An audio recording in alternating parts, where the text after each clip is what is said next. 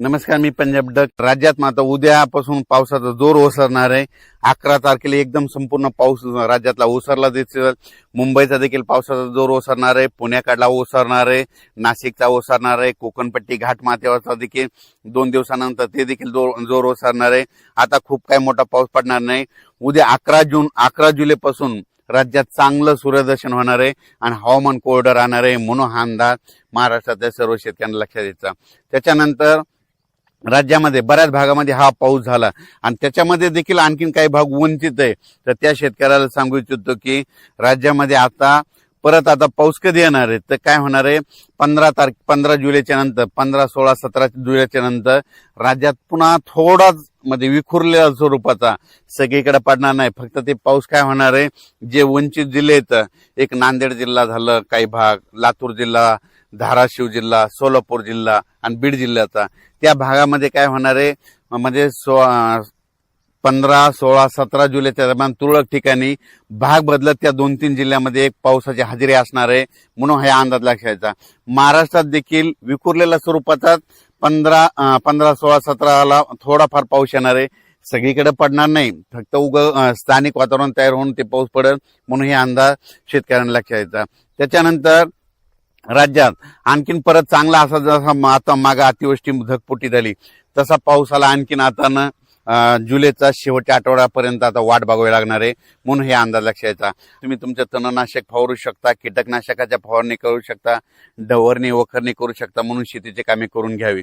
पण राज्यात मात्र आता मुंबईकरांना आता या पावसापासून सुटका भेटणार आहे. म्हणजे तिकडे देखील उद्यापासून एकदम हवामान कोरडं होणार आहे, म्हणून मुंबईकरांसाठी आनंदाची बातमी, नाशिक जिल्ह्यासाठी आनंदाची बातमी, पुणे जिल्हा, घाटमाथा, कोल्हापूर जिल्हा तिकडे देखील आता परत पूर काही वाढणार नाही, म्हणून त्यांच्यासाठी देखील आनंदाची बातमी. हे जे लो प्रेशर होतं, हे लो प्रेशर गुजरातकडे जाणार आहे. गुजरातमधून काय होणार आहे, इंदोर मध्य प्रदेशकडे जाणार आहे. मध्य प्रदेशकडून काय होणार आहे, उत्तर प्रदेशकडे जाणार आहे. उत्तर प्रदेशकडून इकडं नेपाळ हे तिकडे जाईल आणि तिकडं स्थिरावं, पण त्याला स्थिरावायला आणखीन 4 दिवस लागतात. मग जवळपास 12 तारखेला जोपर्यंत शांत होत नाही तोपर्यंत आपल्या इकडे महाराष्ट्रामध्ये जवळपास 12 तारखेपर्यंत आता उद्यापासून आजपासून चांगलं वारं सुरुवात होईल आणि ते शांत होऊस तर परत पुन्हा काही आता एखादी प्रणाली तयार होत नाही, म्हणून हे अंदाज लक्षात द्यायचा. म्हणजे आता राज्यात मात्र उद्या 11 तारखेपासून सगळीकडे चांगलं हवामान कोरडं राहणार आहे, म्हणून हे अंदाज लक्षात द्यायचा.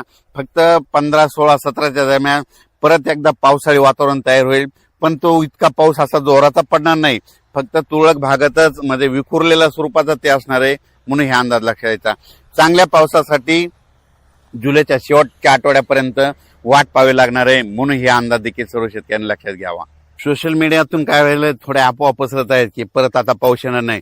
शेतकऱ्यांना घाबरू नका, पाऊस येणार आहे. जुलैच्या शेवटच्या आठवड्यात देखील असाच एकदम आता जसा पाऊस आला ते चांगला पाऊस येणार आहे. पण तुम्हाला एक सांगू इच्छितो, 15, 16, 17च्या दरम्यान देखील थोडाफार पाऊस असणार आहे, म्हणून शेतकऱ्यांनी तुम्ही काय करा, आपण आपले शेतीची कामे करून घ्या, तणनाशक मारून घ्या, कीटकनाशक मारून घ्या, कारण की पाऊस बिलकुल येणार आहे, दुष्काळ वगैरे काही पडणार नाही. त्याच्यानंतर आता जुलैच्या शेवटच्या आठवड्यात देखील एक चांगला मोठा पाऊस येईल, त्याचा व्हिडिओ आणखी 2-4 दिवसात देईल. पण तोपर्यंत शेतकऱ्यांनी घाबरून न जाता आपण आपल्या शेतीचे कामे करून घ्या, फवारण्या करून घ्या, डवरणी करून घ्या, वखरणी करून घ्या, म्हणून हे सर्व शेतकऱ्याला सांगू इच्छितो.